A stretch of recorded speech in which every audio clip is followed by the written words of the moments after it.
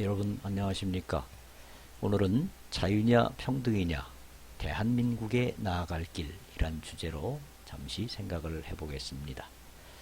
자유는 인간에게 주어진 가장 고귀한 권리입니다.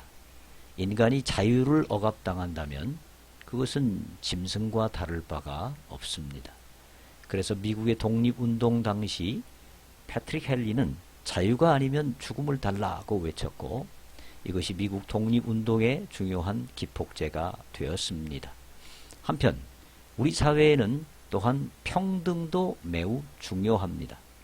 특정 계층 사람들이 반칙을 하면서 특권을 누리고 빈부격차가 심해진다면 그것은 참으로 불행한 일이 될 것입니다.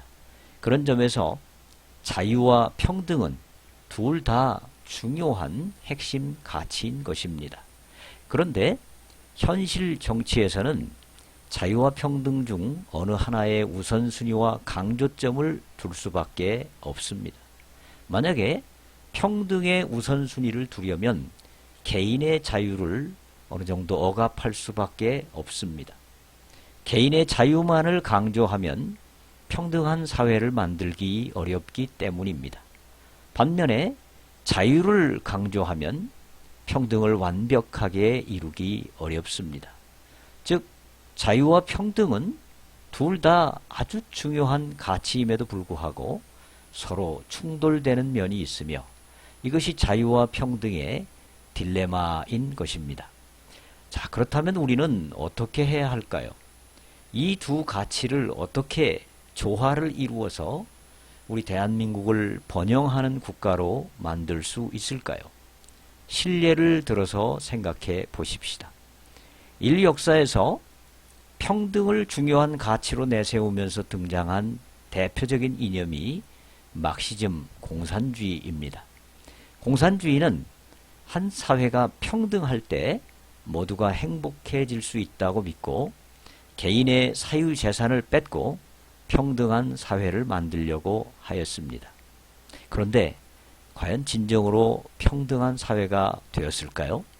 여러분이 잘 아시다시피 공산주의 사회는 자본주의 사회보다 훨씬 더 불평등하고 특권과 반칙이 난무하는 사회가 되고 말았습니다. 그리고 강제로 평등을 이루려고 하다 보니까 엄청난 억압과 국가 권력에 의한 폭력이 자행되는 전체주의 국가가 되고 맙니다.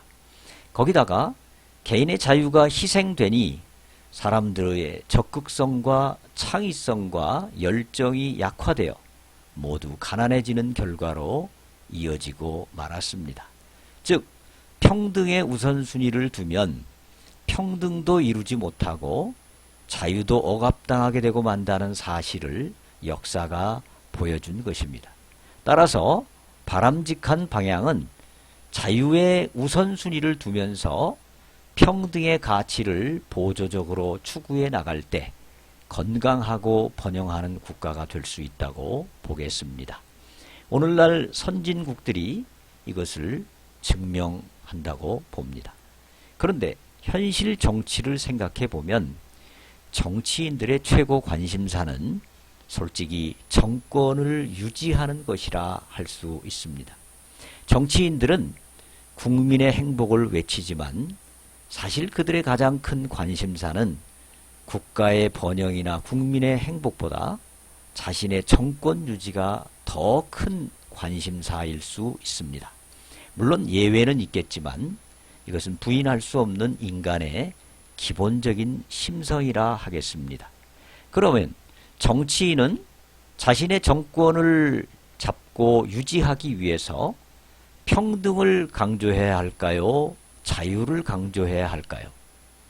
모든 사회는 가지지 못한 자가 다수를 차지하기 때문에 평등 쪽에 강조점을 두어야 인기 있는 정치인이 되고 표를 얻을 수 있습니다. 국민은 그 평등의 환상에 속아서 표를 주게 되는 것입니다. 하지만 앞에서 언급했듯이 평등의 우선순위를 두는 정치는 자칫 국민의 자유를 억압하고 그 결과 전체주의적인 사회가 되어 국민의 창의성과 열정을 약화시켜 행복하고 부강한 나라로부터 멀어지게 될 수 있습니다. 전체주의는 매우 효과적인 것 같지만 결국은 국민을 불행하게 만들 수 있습니다.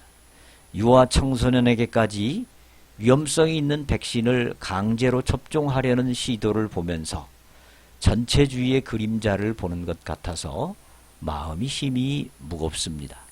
복잡한 정치를 너무 단순화시켜서 자유와 평등이라는 구조로 설명하는 것은 분명 단순화의 오류의 위험성이 있다는 것을 잘 압니다. 그런 점에서 저의 생각이 틀렸을 수도 있음을 인정합니다. 하지만 항상 가장 중요한 원리는 변하지 않습니다. 이미 역사가 그것을 증명해 주고 있습니다. 우리 대한민국이 큰 틀에서 어느 방향으로 가야 번영하는 국가가 될지 지혜로운 여러분이 선택해 주시길 바랍니다.